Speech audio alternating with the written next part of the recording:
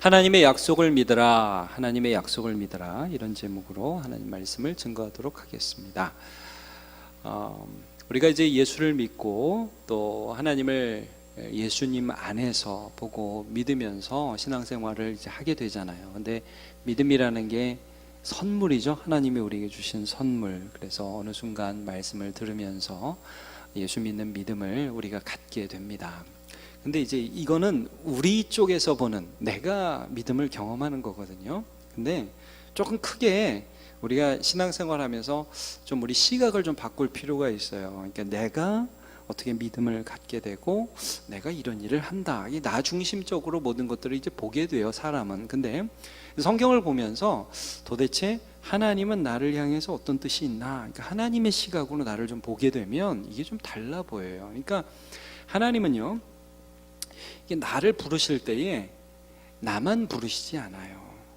나를 통해서 하나님이 부르실 백성들이 이렇게 또 있어요. 특별히 우리의 자녀들, 그리고 우리 자녀들뿐만 아니라 지금 요한복음의 표현처럼 지금은 예수님이 다스리시는, 예수님이 기르시는 양의 무리 가운데 있지 아니한 다른 양이지만 나중에 들어올 양, 여기까지 예수님은 보시는 거죠. 그래서 우리가 성경 말라기를 보면 이 부부관계에 있어서 왜 남자가 한 여자와 사랑을 하고 신실함을 지켜가야 하느냐에 대한 문제를 다루면서 이런 말씀을 하세요. 말라기 2장 15절인데요. 자, 하나님께는 영이 충만하였으나, 그러니까 하나님은 사람 많이 소유하신 하나님의 백성들이 굉장히 많은데 왜 나를 위해서는 한 여자만 만들어 놓으셨느냐, 이런 말씀이에요. 어찌하여 하나만 만들어 놓으셨냐, 마누라 많고 부인 많으면 좋은데 왜 하나만이냐, 이는 무엇을 얻고자? 경건한 자손을 얻고자 하심이라. 그러니까 부부관계를 통해서 한 남자가 한 여자를 사랑하고 한 여자가 한 남자의 사랑을 받고 존중하면서 그 안에서 태어난 자손들이 하나님을 만나게 하려는 그런 뜻이 있다는 거죠. 그러면 내 심령을 삼가 지켜서 어려서 맞이한 아내에게 거짓을 행하지 말지니라. 이제 관계들을 너무 깨버리고 하면서 자녀들이 상처받고 하는 그런 부분들을 부부가 생각해야 된다는 것을 말씀 속에서 선포하고 계십니다. 교회를 부르심도 마찬가지예요. 여러분, 우리가 이제 남문 교회가 여기 서 있잖아요. 이 교회가 서 있음으로 해서 하나님의 뜻 안에서 여기서 예배하지 않던 분이 1년 후, 2년 후에 예배할 수 있는 거죠. 그리고 또 우리의 자녀들, 제가 늘 말씀드립니다. 지금 초등부, 유치부, 중고등부, 청년부도 있고요. 많은 교육부서에서 아이들이 예배를 드리고 있는데 걔들 중에 예수 안 믿는 애들 굉장히 많습니다. 그냥 엄마 아빠가 오라고 그러니까 어쩔 수 없이 오는 애들, 전도 대상자 1호입니다. 걔들이. 그죠? 우리 자녀들 전도해야 됩니다. 그래서 여러분, 이 교회가 믿음을 선포하고 예수님을 증거하고 세례를 베풀고 제자 삼는 일들을 계속해 나가는 것은 우리를 통해서 구원받는 백성들을 하나님은 우리 안에서 부르셨기 때문이에요. 마태복음 28장에 그래서 이 말씀이 나오죠. 그러므로 너희는 가서 모든 민족을 뭐로 삼아요? 제자 따르는 사람. 여러분, 우리의 자녀들이 우리 제자가 돼야 되고 우리의 초등부, 중고등부, 유치부 애들이 제자가 돼야 돼요. 그래서 예수 그리스도를 닮아갈 수 있도록, 보이지 않는 하나님을 예수님이 보여주셨듯이 보이지 않는 하나님을 믿는데 부모가 보이는 하나님의 대리자로서, 권위자로서 그 역할을 하는 것입니다. 아버지와 아들과 성령의 이름으로 세례를 베풀고 내가 너에게 분부한 모든 것을 가르쳐 지키게 하라. 여기 약속이 있잖아요. 이렇게 해라. 약속이 어떻게 줘요? 볼지어다. 같이 약속을 읽어볼까요? 시작. 내가 세상 끝날까지 너희와 항상 함께 있으리라 하시니라. 아멘. 여러분, 우리가 주님의 말씀들을 증거하려고 할 때에 주님께서 우리와 함께 해주십니다. 이 약속들을 믿고 우리가 영향을 끼칠 수 있는, 때로는 여기 보니까 이미 자녀 다 보내고 영향력을 어떻게 줄 수 없는 그런 상태에 있는 분들도 계셔요. 그러나 어떤 상황 가운데 있든지 하나님 우리를 통해서 다른 사람을 제자 삼고 변화시키려는 뜻을 가지고 계신 것이고, 그리고 그 뜻의 1호가 제일 중요한 게 자녀들이라는 거예요. 그리고 이 땅의 어린이들이라는 것이고 지금 예배하고 있는 애들이라는 말씀입니다. 자, 예수님께 어린 아이들을 데리고 왔을 때, 그래서 예수님이 이런 말씀하셨죠. 야, 처음에 제자들이 꾸짖었거든요. 마태복음 19장 보면은 제자들이 야, 뭐 애들을 데려와. 여러분 이렇게 엿장사가 그러죠. 애들은가 뭐 애들은가 맞나요? 그게 어떤 문맥에서 나왔는지 모르겠지만, 자, 애들은 돈도 없고 아무것도 없고 뭐 당장 유익이 될 것이 없죠. 근데 예수님이 꾸짖는 제자들을 오히려 꾸짖으면서 가라사대 어린아이들을 용납하고 내게 오는 것을 금하지 말라. 천국이 이런 어린아이의 것이다. 물론 이 말씀은 이런 어린아이의 심령, 오늘 찬양대가 찬양한 것처럼 하나님의 나라를 순수하게 받아들이는 어린아이의 심령을 가진 사람들이 천국을 소유했다는 말씀도 되고, 또 지금 이렇게 어린아이들, 이들이 장차 커서 하나님의 나라를 소유할 귀한 하나님의 백성임을 미리 보시는 거죠. 미리. 여러분 어떻게 아기를 보면 참 귀엽죠? 이쁘죠? 예, 우리 할머니들 아기들 이쁘시죠? 네, 감사합니다. 뭐 얼마나 이뻐요. 그냥 똘망똘망 알맞니? 그러면 막 그냥 넘어가죠. 예. 자, 물론 이제 조금 더 지나서 할머니 이렇게 되면 이제 그때는 조금 달라지지만, 얘기가 달라지지만 참 이쁩니다. 근데 우리는 참 어떻게 보면 그 아이들의 그 모습, 그것만 봐요. 그때의 그 모습. 그러나 하나님은 그 어린아이가 나중에 어떻게 커서 어떻게 하나님의 충성된 아브라함이, 야곱이, 이삭이, 요셉이, 다윗이 될지를 보고 계신 것입니다. 오늘 우리가 이 예배 드리면서 우리가 마냥 어리게만 보는 그 아이들, 우리의 자녀들 참 이미 많이 커버렸잖아요. 그렇죠? 그리고 어떤 면에서 점점 우리는 약해지지만 우리의 자녀들은 점점 힘이 세지죠. 여러분 하나님의 눈으로 우리의 그 다음 세대를 바라보기를 축복합니다. 하나님이 나보다 어떻게 그 아이들을 더 사랑하시, 내가 사랑하는 것보다 어떻게 더 그 자녀들을 사랑하시는지를 믿음의 눈으로 봅시다.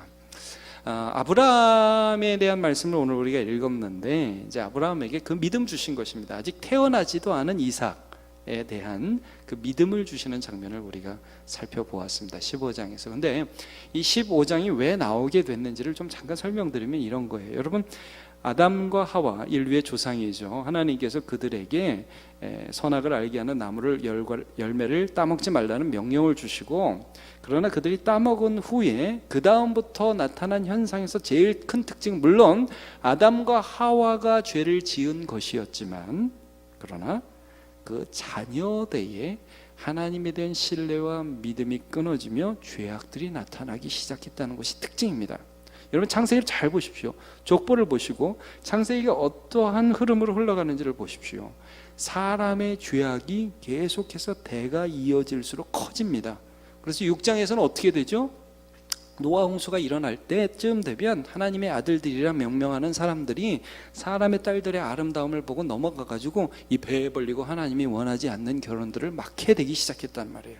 그러니까 마음의 생각이 항상 악해졌어요. 그러니까 자녀로 가면 갈수록 이 죄의 영향력들이 커지기 시작하는 것이죠. 홍수로 쓸어버렸어요. 죄가 없어지나요? 그 다음에 또 노아의 후손들 가운데에서도 죄악이 계속 영향력을 끼치니까 나중에 뭘 쌓습니까? 바벨탑. 이게 뭐예요? 하나님이 또 홍수를 뭐 준다 하더라도 하나님은 우리를 벌해? 우리가 조직적으로 막아보지 뭐. 한번 탑을 쌓아보고 성을 건설해가지고 우리 한번 하나님 막아볼까? 이게 바벨탑이 하나님에 대한 저항이거든요. 그러니까 이렇게 계속 죄의 영향력들이 거듭될수록, 사람들의 대가 거듭될수록 자녀에게 신앙이 전수가 되는 게 아니라 죄가 전수되더라는 거예요. 이게 이렇게 되니까 하나님이 이러한 그 세상을 버려두고 그냥 쓸어버리고 끝내고 다시 시작할 수도 있겠죠. 그러나 그렇게 하지 않으셔요. 그 가운데에서 그들을 구원해내시는 일들을 합니다. 이 죄악 가운데. 그래서 누구를 부르시냐? 12장에 아브람을 부르십니다. 여러분 12장을 한번 가보시죠. 창세기 12장 한번 가보시기 바랍니다. 자, 아브람 뭐 괜찮아서 부른 거 아니라고 그랬습니다. 하나님 만나서 점점 괜찮아진 사람이죠. 자, 12장 75세 때, 아브람 꽤 늙었을 때, 정말 무능력해 보일 때에, 그의 기반을 떠나면 아무것도 할 수 없을 것 같은 생각이 들 때 그의 기반을 딱 떠나라고 하면서, 야, 내가 너를 어떻게 보호해 주는지, 너를 어떻게 인도해 주는지 한번 봐 하면서 1절에 이렇게 부르시죠. 여호와께서 아브라함에게 이르시되 너는 너의 고향과 친척과 아버지의 집을 떠나 내가 내게 보여줄 땅으로 가라. 이게 나 믿으라 이거죠. 안 믿으면 어떻게 가요? 근데 2절에 보면 그 약속의 핵심에 이런 말씀이 있어요. 내가 너로 뭘 이룬다고요? 큰 민족. 여러분 보세요. 지금 이 약속, 내가 너를 인도해 줄게 하는 그 약속의 핵심에 민족이라는 게 있어요. 민족. 그러면 이거는 아브라함에 대한 약속이기도 하지만 대대 자손 가운데 이루어질 어떤 약속이란 말이에요. 아브라함만 부르지 않았어요. 자 볼게요. 내게 복을 주어 내 이름을 창대하기라 하니 너는 복이 될지니까. 창대라는 것은 사실 아브라함 때 이루어진 것보다 그 뒤에 이루어진 게 말할 수 없죠. 자, 하나님은 단지 아브라함만 보지 않으셨어요. 3절 너를 축복하는 자에게 내가 복을 내리고 너를 저주하는 자에게 내가 저주하리니 땅의 모든 족속이 너로 말미암아 복을 얻을 것이라. 땅의 모든 뭐가요? 족속. 말하자면 아브라함을 통해서 이루어진 이 민족들이에요. 이스라엘 민족을 통해서 여러분 이 이스라엘 민족의 역사이죠. 구약성경에 쭉 나오지 않습니까? 결국 아브라함, 이삭, 야곱, 요셉까지가 창세기에 나오고 그 다음에 출애굽기에 모세가 나오죠. 출애굽을 해가지고 가나안 땅에 들어가서 가나안 땅에서 가진 어려움을 겪으면서 하나님 배반했다, 붙잡았다. 그러면서 결국 누가 나오냐면 다윗이 나와요. 다윗이 나와서 유다, 이스라엘에는 왕국이 세워지죠. 그 왕국이 결국 분열되고 별의별 일을 다 겪으면서 나중에 이 민족이 또 뭐 포로로 끌려갔다 다시 와서 그 다음에 결국은 누가 오시느냐? 예수님이 오시는 거예요. 여러분 그러니까 이 아브라함을 보실 때에 하나님께서 너를 통해서 민족을 창대하게 해주고 세상의 모든 족속이 복을 받는다는 건 결국 누구를 통해서? 예수님을 통해서 온 세상이 하나님과 화목하게 하는 복까지를 지금 말씀하시는 거예요. 그러니까 아브라함 하나를 부르면서 하나님은 아브라함 안에서 구원받을 저와 여러분까지 보신 것이죠. 아브라함은 이게 뭐 처음에 이게 무슨 말인지 어떻게 알아들었겠어요. 그러니까 여러분 창세기를 보세요. 하나님이 아브라함과 약속을 여러 번 해주세요. 한 번만 하는 게 아니에요. 그게 15장에 또 나온단 말씀이죠. 나중에 보면 또 나와요. 아기 낳기 전에, 아들 낳기 전에 또 나옵니다. 자, 일단 그럼 15장으로 가보시죠. 오늘 읽었던 본문 그 앞부터 좀 같이 읽어보면서 말씀 보겠습니다. 15장 1절을 보시면요, 자, 하나님께서 이 12장과 15장 사이에 아브라함이 또 하나님을 경험하면서 승리하게도 하게 하시고 롯도 구출하게 하시고 뭐 별의별 일들이 다 있습니다. 뭐 멜기세덱 만나서 11조도 드리고 하나님을 조금씩 경험합니다. 하나님을 더 믿게 됩니다. 자, 15절 이 모든 일 후에 여호와의 말씀이 환상 중에 아브라함에게 임하여 이르되, 자, 환상을 본 거죠. 아브라함이 이때는 여호와의 말씀이 이렇게 임하기도 했습니다. 여러분 요한복음 1장 1절 태초에 뭐가 계시니라? 말씀이 계시니라. 이 말씀이 하나님과 계셔서 함께 계시니 말씀은 곧 하나님이시니라. 그러니까 아브라함이 예수님 만난 거예요. 여기서 자, 환상 중에 여호와의 말씀이 임하시게 됩니다. 그래서 아브라함아 두려워하지 말라. 나는 내 방편에 너의 지극히 큰 상급이니라. 계속 하나님이 뭐라고 그러죠? 아브라함에게 나 믿어라, 나 믿어라. 믿는다니까요. 아니 그거 말고 내가 더 크게 나를 믿어야 될 걸 말씀해 주는 거야. 그러면서 지금 말씀을 하십니다. 자, 2절, 3절을 보면 아브라함의 섭섭함이 있어요. 하나님 저한테 큰 민족 이루어준다면서요. 저한테 뭐 땅의 모든 족속이 너로 인해 복을 얻는다면서요. 근데 저 아들 없거든요. 2절 3절이 그 말씀이거든요. 자, 아브라함이 이르되 주여여 무엇을 내게 주시려고 지금 큰 상급 큰 방패 이런 말씀하십니까? 나는 자식이 없사오니 나의 상속자는 이 다메섹 사람 엘리에셀입니다. 아브라함이 또 이르되 주께서 내게 씨를 주지 아니하셨으니 저는 애가 없어요. 그러니까 내 집에서 길린 이 다메섹 엘리에셀 이 종이 좀 비교적 나으니까 그냥 이 종 통해서 뭐 하나님 복 주실랍니까? 반불평 섞인 말 같이 보입니다.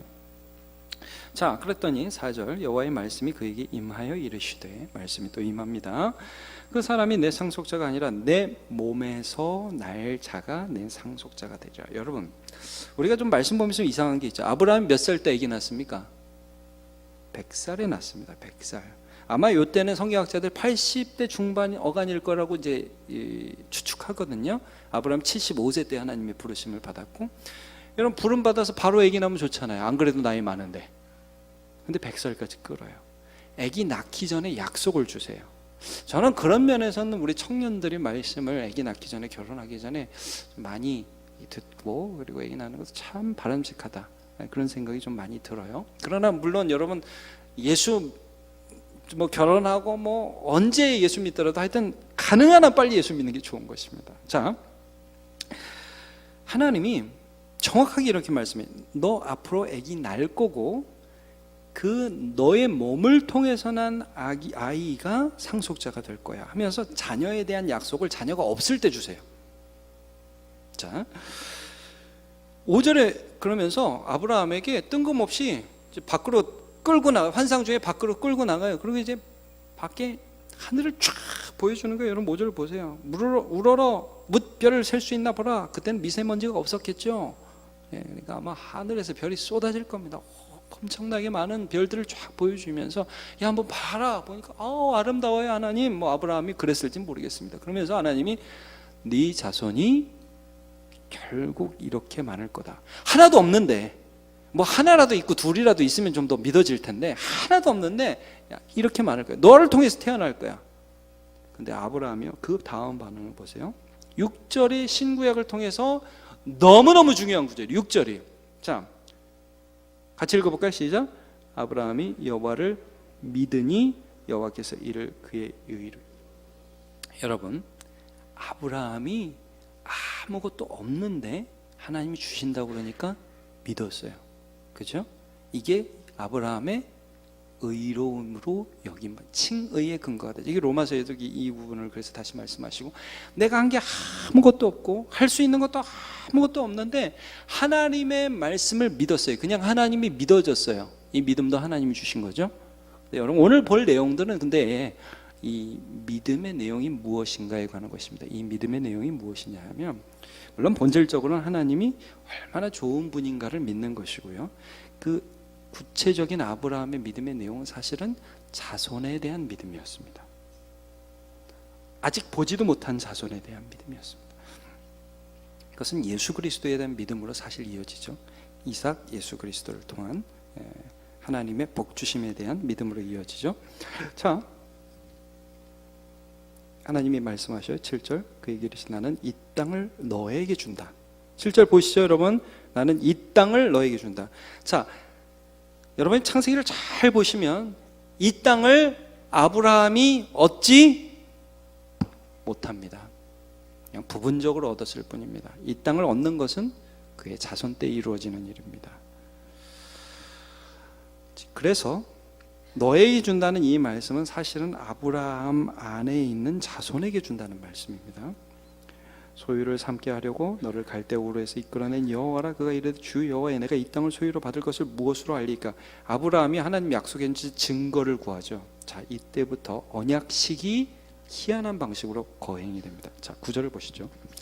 하나님께서 야 그래 내가 저 약속을 해줄게. 너 지금 어떻게 내가 이 땅 받을지 알려달라고 그랬지? 내가 약속 보여줄게. 그러면서 9절에 여호와께서 제물을 지정하셔요.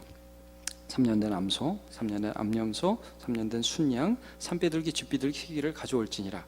자, 그 다음에 아브라함이 그 가져온 제물들을 어떻게 했냐면요, 이 쪼개는 방식이 재미있어요. 이게 언약식 때 쪼개는 방식이거든요. 10절을 보시면 아브라함이 그 모든 것을 가져다가 어떻게 쪼개죠? 그 중간을 쪼개요. 어떻게 보면 이게 좀 잔인해 보이기도 하지만 만약에 제가 제물이라면 이런 식으로 쪼갰다는 거죠. 이렇게 위로부터 하늘을 쫙 쪼개가지고 이렇게 갈라놨다는 거예요. 이게 뭐냐면요, 고대 언약식의 방식이에요. 여러분, 이 사람이 약속을 하면 반을 쭉 잘라가지고 이때에는 그 사이를 왔다 갔다 해요. 왜냐하면 이게 이런 의식이에요. 이게 우리가 약속했지? 이 약속 안 지키면 우리도 이렇게 쪼개진다? 이렇게 생명을 걸고 약속을 하는 거예요. 그래서 여러분, 사실은 결혼식 때 쭉 이 길이 있고 요 사이로 쭉 신랑 신부 들어오죠. 사실은 여기서 나온 유래예요. 그거 아셨어요? 그래서 우리 약속한다, 우리 부부다, 요 사이로 누가 들어올 수도 없고 우리 둘도 이걸 우리가 하나님이 짝져준 거 나누지 못한다. 만약에 나누면 우리도 반 쪼갠다, 이런 뜻이에요. 여러분, 그래서 결혼을 우리가 의미를 알고 또 그런 약속들을 신실하게 지켜가는 게 굉장히 중요하죠. 자, 그러면 우리가 생각할 때 이렇게 반으로 염소 뭐 양 쭉쭉 찢어놔서 이렇게 했으면 그 다음에 하나님이 바로 그 사이에 쫙 나타나서 지나갔다 약속 바로 해주면 좋을 것 같잖아요. 그죠? 결국은 지나가요. 결국은 약속을 해줘요. 근데 하나님 가져오라고 그러고 아브라함에게 어떤 레슨을 해주십니다. 이 언약식에서. 자, 보시면 11절에 보면 이상하게 하나님이 지나가는 게 아니고 설계가 거기 내려요. 이게 시간이 좀 이게 더디다는 것이고, 아니 지금 이 거룩한 언약식에 약속하는 이 예식에 이따 이 설계가 막 사체에 내리고 아브라함 막 그거 쫓고, 하나님 언제 약속해 줄지 분명히 약속해 준다고 그랬는데, 여러분 이게 도대체 어떤 의미인지에 대해서 하나님이 설명을 그 다음 절에 해줘요. 자, 12절. 해질 때에. 자, 여러분, 아브라함과 하나님이 약속을 해주셨죠. 야, 하늘의 별처럼 많게 해줄 거다. 그럼 적어도 그때는 언제입니까? 하늘의 별을 보여주면서 이렇게 많게 해줄 거다. 그럼 적어도 그때는 밤이죠. 근데 지금 여기는 해질 때. 모르겠습니다. 물론 뭐 재물을 가져다가 쪼개는 과정도 있고 시간이 걸리기도 했지만, 사체에 솔개가 내리고 또 해가 다시 떠서 다시 해가 질 때에 아마 꽤 오랜 시간이 지났고 아브라함은 기다리다가 잠이 든 것 같아요. 보시면 해질 때에 아브라함이 깊은 잠이 임하고, 근데 갑자기 아브라함의 큰 흑암과 두려움이 그에게 임하면서 이게 뭐지? 하나님이 약속해 주셨는데 왜 이렇게 힘들지? 하는 심정적 두려움을 느끼게 되었어요. 여러분, 자녀를 키우다 보면, 그리고 우리의 자녀들이 살아가는 그 환경 가운데에서 보면 우리가 갑작스럽게 요것과 비슷한 느낌을 가질 때가 있어요. 뭐냐? 하나님이 우리 자녀 책임져 주신다고 하는데 왜 설계가 내리지? 왜 이렇게 안 되지? 힘들지? 어렵지? 이런 느낌이 들 때가 있다는 거예요. 자, 하나님께서 이걸 이렇게 설명하십니다. 너 아브라함, 내가 반드시 이 땅을 너에게 줄 텐데 너희 자손에게 어떤 일이 벌어질지 내가 알려줄게. 13절. 여호와께서 아브라함에게 이르시되 너는 반드시 알라. 내 자손이 이방에서 객이 된다. 이방에서 나그네가 된다. 그래서 그 이방 주인을 섬기게 되겠고, 그들은 400년 동안 내 자손을 괴롭히리니 400년 동안 종이 된다는 거죠. 여러분, 이것은 아브라함의 아들 이삭, 이삭의 아들 야곱, 야곱의 아들 요셉 때에 이루어지게 되죠. 그래서 400년간 고생을 하다가 누구를 통해서 다시 나오죠? 모세를 통해서 다시 나오게 됩니다. 이런 일이 있을 것이다. 말하자면 아브라함은 자기 자녀 볼 때 이런 어려움을 안 당했으면 좋겠죠. 자, 우리 자녀들 어려움 없이 잘 컸으면 좋겠죠. 네, 아멘. 그렇게 됐으면 저도 좋겠습니다. 네. 근데 여러분, 하나님이 우리의 자녀들에게 어려움을 주실 수도 있습니다. 하나님 뜻 가운데에서 그런 일이 있을 수 있는 거예요. 근데 이런 일이 벌어지면 아빠 입장에서 어떤 생각이 드냐면, 아니 하나님 지켜주신다면 어떻게 이럴 수가 있냐고, 하나님 이렇게 약속해 주셨는데 어떻게 이렇게 하실 수 있냐고, 어떻게 설계가 내릴 수 있냐고, 약속을 해주셨으면 좀 지켜주셔야지. 근데 여러분, 이게 뭐예요? 아브라함에게 아직도 태어나지 않은 아들에게 지금 자손 얘기를 하시는 거잖아요. 그러면서 야, 네 자손 아브라함, 너의 자손, 네가 염려하고 네가 생각하는 것보다 내가 그들을 더 사랑하고 반드시 그를 세워내겠다, 나를 믿어라 이거예요. 여러분, 아브라함이요 100세 때 아들을 낳았어요. 여러분, 제가 보니까 40에 난 사람도 별로 없지만 40에도 나면 아주 금이고 옥이고 그냥 입에 넣었다 뺐다 그러고 어떻게 할 줄을 모르더라고요. 100세에 났어요. 100세에 났으면 얼마나 귀하겠어요. 어이구 떨어질라 막 이렇게 되지 않겠어요? 어이구 이삭 아주 그냥 왕으로 상전으로 모시기 딱 좋죠. 하나님이 태어나지도 않은 그 아들 내가 키운다고 나를 믿으라고 말씀하고 계신 거예요. 그 아들의 자손이 고생할 거다. 그러나 내가 이끌어낼 거라고 말씀하시는 거예요. 자, 여러분, 우리 부모들은 자녀를 귀히 여기고 사랑하시는데 가장 중요한 거, 하나님을 믿으십시오. 하나님을 믿어야 합니다. 하나님이 아브라함을 사랑하셨으면 그 아들을 사랑하시고 그 아들을 오늘도 다루고 계시다는 것을 아브라함이 믿음으로 보기를 원하셨어요. 실제로 그랬어요. 여러분, 22장 가봅시다. 됐습니다. 22장 가서 한번 봅시다. 가서 보고 다시 그 부분 조금만 더 보면요, 아브라함에게 하나님이 이런 명령을 듣죠. 야, 네 아들 이제 나한테 바쳐라. 하나님이 시험하시는 거죠. 1절에 보면 1절 2절 내 아들 내 사랑하는 독자 이삭을 데리고 내가 알려준 그 산에서 번제로 드려라. 그를 번제로 드려라. 그러면 여러분, 이런 말씀을 듣는데 아브라함은 이렇게 부딪히잖아요. 하나님이 여태까지 어떤 약속을 해주셨어요? 야, 네 몸에서 난 아들을 통해서 복을 주겠다. 근데 그 아들이 아직 결혼도 안 했어. 아직 뭐 걔를 통해 자식이 없어요. 근데 얘를 통해 복을 주시겠다고 그래. 그럼 이게 부딪히잖아요. 이해는 안 가. 근데 하나님은 믿어져요. 하나님이 준다고 그랬어.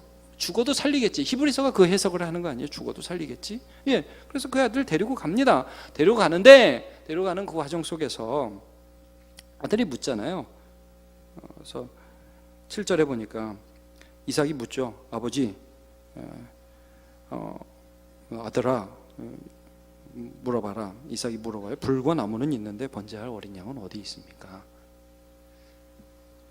여러분, 우리가 살다 보면 당혹스러운 질문을 당하기도 하고, 또 아이들이 말하자면 나 어떻게 되는 거예요? 나 이 세상에 어떻게 살아요? 그럼 우리가 할 말이 없을 때가 있어요. 막막하니까 나도 어떻게 너한테 어떤 대답을 해줄 수 없고. 여러분, 우리 부모로서 그런 생각 들죠? 아니, 가끔 그런 얘기 들어요. 애들 보면 엄마 아빠들이 한숨이 쉬어진대요. 야, 그럼 나는 어떻게 살았는데 니네는 어떻게 살래? 나는 그래도 참 어떻게 살았는데, 나도 어떻게 사는지 모르겠지만 니네들이 살 세상을 생각해 보니까 너무 막막하다. 그런 생각이 막 드는 거예요, 엄마 아빠가. 그러니까 아브라함이 자녀가 아버지 재물은 어디 있어요? 마음이 확 막히잖아요. 네가 재물이다 뭐 이렇게 얘기할 수 없잖아요. 근데 뭐라고 대답을 해요? 여러분, 그 다음 보세요. 8절. 아브라함이 이르되 내 아들아, 번제할 어린 양은 하나님이 자기를 위하여 친히 준비하시리라 하고. 그리고 두 사람이 갔어요. 아브라함은 하나님을 믿었죠. 여러분, 우리 자녀들이 우리한테 아빠 이거 어떻게 해요? 그러면 우리가 야, 그러니까 네가 열심히 공부하고 돈을 많이 벌어야지 이렇게 얘기하는 게 아닙니다. 야, 아빠도 어릴 때 어떻게 살아야 하는지 몰랐지만 하나님이 오늘까지 인도해 주셔서 나 여기까지 왔다. 나는 나를 인도해 주신 하나님이 너도 인도해 주시리라고 믿어. 너 걱정하지 마. 안 죽어. 하나님이 계셔. 그러면 애들이 편안한 거예요. 그리고 하나님을 경험하게 되죠. 여러분, 사실 이 말씀대로 이삭이 나중에 아버지가, 물론 이제 아버지가 막 자기 죽이려고 그랬잖아요. 근데 이삭이 아버지를 믿었죠. 아버지가 믿어졌어요. 왜냐하면 우리 아버지 하나님 믿는 거 자기가 어려서부터 봤거든요. 그냥 하나님 믿으면서 왔거든요. 아니 뭐 그렇게 모르겠어요. 나그네로 그 땅 다니면서 뭐 남들 눈치 보면서 그렇게 아브라함이 살았을 거 아닙니까? 근데 그렇게 살면서도 하나님 믿으면서 사라지는 그 아빠를 봤어요. 그리고 여기 와서도 편안하게 하는데 칼로 자기를 죽이려는데 아마 제가 이삭 이 입장이 된다면 이삭은 아마 이런 생각을 하지 않았을까? 우리 아빠 장난치나? 이런 생각을 했을지도 모르겠어요. 근데 그때 아브라함에게 하시는 하나님의 음성을 누구도 들어요? 이삭도 같이 든 거예요. 야, 우리 아빠 하나님 진짜 살아계시네. 그리고 그 아버지의 말대로 저기 보니까 순양이 뿔에 걸려서 하나님이 진짜 재물을 예비하셨어요. 그걸 봤어요. 여러분, 제가 이제 그 수능 때 엄마 아빠들 같이 기도하는 기도회를 많이 인도했었거든요. 수능 아시죠? 고3들 대학 시험 볼 때. 자, 여러분, 엄마가 더 떨게요? 애들이 더 떨게요? 네. 제가 볼 땐 삐까삐까합니다. 그냥 엄마들도 하여튼 1교시 때 기도할 때 제일 뜨거워요. 우리 아들이 실수하지 않고 다 맞추게 하여 주시옵소서. 얼마나 재미있는지 몰라요. 시험 끝나고 애들이 집에 오잖아요. 그러면 엄마들이 더 긴장해요. 야, 잘 봤냐? 잘 봤냐? 그리고 못 봤다고 그러잖아요. 그러면 엄마들이 막 실망이 돼가지고 어떡하니 어떡하니, 네가 시험을 앞으로 어떻게 살라고 시험을 못 봤니, 돈은 어떻게 되니, 재수는 어떻게 하니. 여러분 이게 애들이 못 봤다 그러면 어떻게 해야 돼요? 탁탁 이렇게 또 못 봤구나. 제가 이런 간증하죠. 저 재수할 때 제가 한번 그 부모님께 여쭤봤습니다. 저 3수해도 되냐고. 버릇없는 질문을 해봤는데 4수해도 된다는 음성을 듣고 되게 평안을 얻었던 적이 있는데, 여러분 하나님을 믿으세요. 하나님을 믿은 거예요. 그게 이게 신앙이 전수된 거예요. 야곱이 참 못난 아빠 같이 보이지만 그래도 그 아들에게 신앙을 전수했다는 걸 우리가 요셉을 통해 알 수 있어요. 요셉이 꿈을 꾸고 흥분하잖아요. 그 버르장머리 없는 꿈 아시죠? 11곡식단이 와서 절을 하고 해와 달과 별이 11별이 자기한테 절을 하는 그 꿈을 꾸고, 왜 그렇게 엄마 아빠하고 형들하고 그렇게 미움받을 짓을 하면서 그 얘기를, 꿈 얘기를 하고야 마느냐. 그게 뭐예요? 이게 신앙 고백이라고 그랬죠. 내 아빠가 꿈을 꿨다니까. 내 아빠가, 야곱이 베델에서 꿈을 꾸면서 하나님을 만났어요. 내 아빠가 말해온 그 하나님이 나를 찾아오셨다는데 얼마나 기뻐요. 그러니까 정신없는 거죠. 얘가 분위기 파악을 못하고 말을 하고야 마는 거죠. 여러분 우리의 자녀들이, 저는 그랬으면 좋겠습니다. 어느 순간 거듭나서 아빠 말이 진짜라는 건 내가 알았어. 하나님 살아계셔. 여러분 그러면 되는 거예요. 엄마 말이 많아서 하나님이 내 기도를 듣고 계셔. 그게 요셉에게 일어난 일이죠. 우리 자손들에게 일어날 일이고 일어나야 하는 일이고, 우리는 그렇게 하실 하나님을 믿음으로 오늘 기도하는 것이죠. 여러분 우리가 자녀를 향해서 무엇을 합니까? 에베소서 6장 4절 이 말씀 기억하시죠? 아비들아, 너희 자녀를 노엽게 하지 말고. 왜냐하면 성질 내는 거 애들이 알거든요. 아빠 엄마가 지금 의로운 분노를 하는 건지 자기 성질을 내는지 애들이 다 알거든요.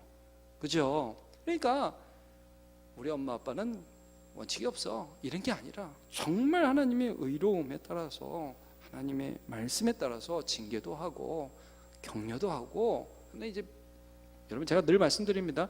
바른 것을 가르치면 자녀들이 상처받지 않습니다. 근데 거기에 자기 감정이 들어가면 상처받아요. 그다음에 오직 주의 교양과 훈계로 양육하라. 말씀을 전해. 야, 나 이렇게 하나님 만났다, 나 이렇게 하나님 경험했다. 여러분 그 자녀들 마음에 남아요. 하나님이 살아계시다는 것을, 내 아버지가 만난 하나님을 경험한다니까요. 저 그 간증한 전에 저희 이선홍 목사님 없으니까 얘기하겠는데, 그 어릴 때 그런 간증을 저한테도 하셨어요. 저희 가정 예배 때나 이렇게 우리 아들은 자기 본인이 생각할 때 이렇게 별로 잘나지도 않고 그런 아들이라고 생각. 우리 아들은 목사될 아들. 그 여러분 많이 들어보셨죠? 목사될 아들, 그런 얘기를 어려서 들었다고. 근데 일사후퇴 될 때, 일사후퇴로 나올 때 혼자 사셔서